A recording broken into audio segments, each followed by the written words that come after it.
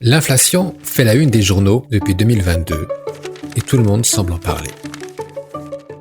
Mais qu'est-ce que l'inflation et comment la mesurer? Concrètement, l'inflation est une hausse générale du prix des biens et des services.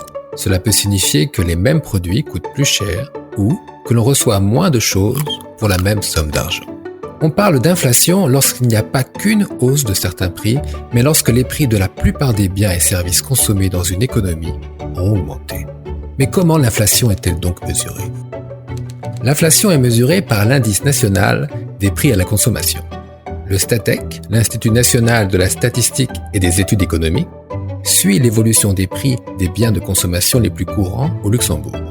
L'alimentation, l'habillement, l'ameublement, le gaz, une pizza ou le loyer.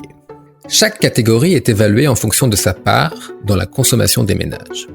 Imaginez un grand panier de biens contenant tous les produits et services dont un ménage a besoin.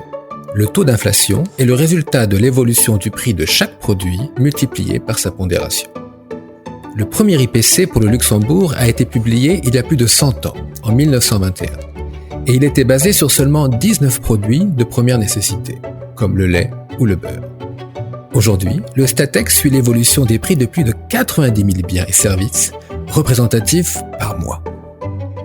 Pour ce faire, des visites sont effectuées dans les magasins afin de relever les prix, où des données de transactions sont transmises par différents distributeurs luxembourgeois. Historiquement, au Luxembourg, le taux d'inflation a atteint plus de 10% au milieu des années 70. Mais depuis l'introduction de l'euro, le taux d'inflation annuel moyen est resté inférieur à 2%. Cependant, après le Covid-19 ou la guerre en Ukraine, de nombreux pays européens ont connu une hausse de l'inflation pour la première fois depuis les années 80. Pendant la majeure partie de l'année 2022, le taux d'inflation a dépassé les 6%. Mais existe-t-il un taux d'inflation idéal?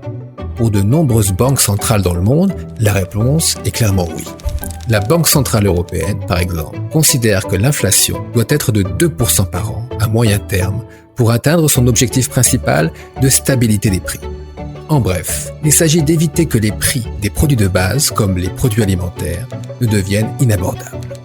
Nous espérons que cette première vidéo sur l'inflation vous a plu. La prochaine vidéo examinera plus en détail comment l'inflation affecte certains ménages plus que d'autres.